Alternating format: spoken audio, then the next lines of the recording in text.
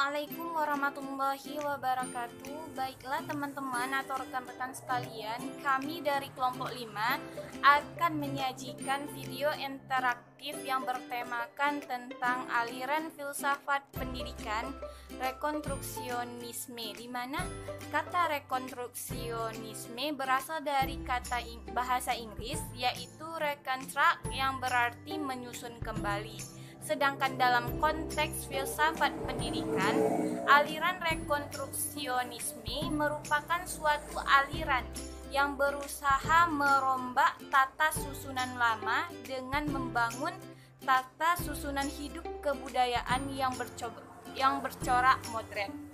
Di mana pada aliran rekonstruksionisme ini pada prinsipnya sama dengan aliran perennialisme, yaitu berasal dari krisis kebudayaan modern.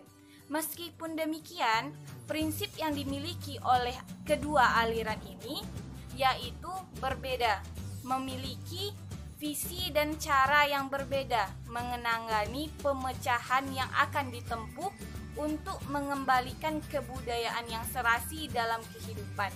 Pada aliran perennialisme memilih cara tersendiri, yakni dengan kembali ke alam kebudayaan lama yang mereka anggap paling ideal, sementara aliran rekonstruksionisme menempuhnya dengan jalan berupaya membina suatu konsensus yang paling luas dan mengenai tujuan pokok dan tertinggi dalam kehidupan umat manusia.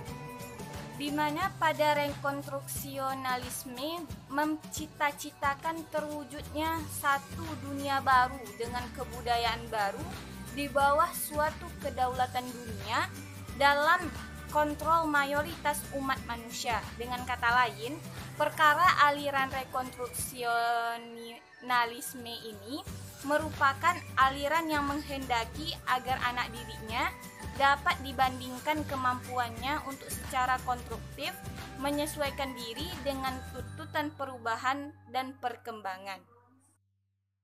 Baiklah, selanjutnya yaitu kita mengenal tokoh-tokoh yang ada di dalam aliran rekonstruksionisme, di mana aliran ini dipelopori oleh George Kahn dan Harold Rock pada tahun 1930, di mana mereka ini keinginan membangun masyarakat baru, membangun masyarakat yang pantas dan adil. Kemudian dilanjutkan oleh beberapa tokoh lain seperti Caroline Parr, John Henry, dan Muhammad Iqbal sebagai wakil dari tokoh intelektual Muslim, di mana rekonstruksionalisme ini sebagai sebuah mazhab filsafat pendidikan yang menempatkan sekolah ataupun lembaga pendidikan sebagai pelopor perubah masyarakat.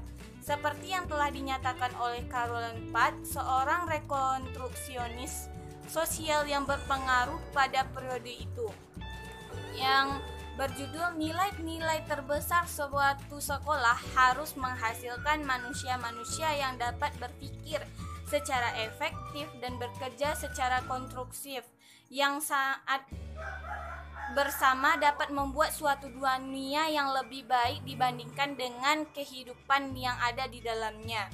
Sedangkan menurut Muhammad Iqbal sebagai rekonstruksionisme dari dunia Islam mengatakan bahwa hakikat manusia adalah segenap kekuatan diri yang akan menempatkan siapa saja.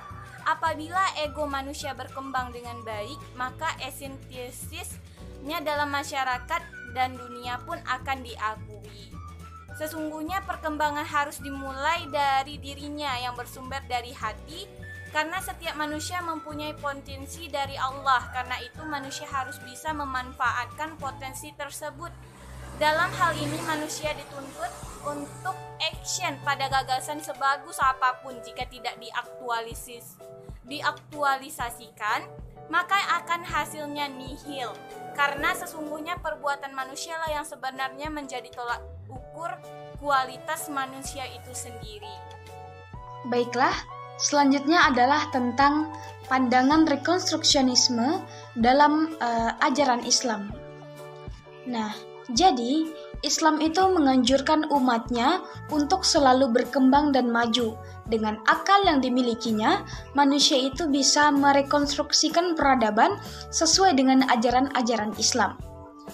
Dari hadis Nabi Muhammad SAW, sesungguhnya orang mukmin yang paling dicintai oleh Allah ialah orang yang senantiasa tegak taat kepadanya dan memberikan nasihat kepada hambanya yang sempurna akal dan pikirannya, serta mengamalkan ajarannya selama hayatnya, dan maka beruntunglah bagi orang yang memperoleh kemenangan. Nah, dari hadis tersebut dijelaskan bahwa penting sekali bagaimana kita menyelaraskan segala ilmu dalam pendidikan untuk menciptakan tata kehidupan yang baik di masa depan. Dan perlu tentunya adanya integrasi antara ilmu agama dan ilmu umum, serta pentingnya ketaatan untuk selalu memberikan pengetahuan kepada siapa saja. Nah, kemudian selanjutnya adalah pandangan rekonstruksionisme dalam pembelajaran. Filsafat bagi pendidikan adalah sebuah teori umum, sehingga dapat menjadi pilar bagi pembangunan dunia pendidikan yang berusaha untuk memberdayakan setiap pribadi warga negara dalam mengisi format kebudayaan bangsa yang diinginkan dan diwariskan. Nah, dalam hal ini terdapat implementasi pandangan rekonstruksionisme dalam pembelajaran. Yang pertama itu adalah adanya tujuan pendidikan, di mana sekolah-sekolah rekonstruksionisme itu berfungsi sebagai lembaga utama untuk melakukan perubahan sosial, ekonomi, dan politik dalam masyarakat. Yang kedua, jika diimplementasikan dalam kurikulum, yaitu kurikulum itu dapat berisi mata pelajaran yang berorientasi pada kebutuhan-kebutuhan masyarakat di masa depan. Yang ketiga adalah pelajar, yaitu di mana siswa itu adalah generasi muda yang sedang tumbuh menjadi manusia pembangun masyarakat masa depan. Yang keempat adalah implementasi dalam hal metode, yaitu adanya analisis kritis terhadap kerusakan-kerusakan masyarakat serta kebutuhan programatik untuk perbaikan. Dengan demikian, menggunakan metode pemecahan masalah, analisis kebutuhan, serta penyusunan program ASI perbaikan.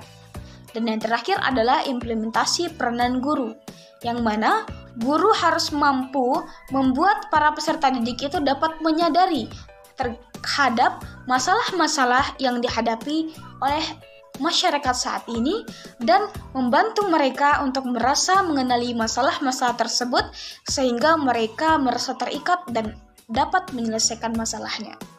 Nah, itulah tadi penjelasan dari saya. Terlebih dan terkurang kami mohon maaf. Wassalamualaikum warahmatullahi wabarakatuh.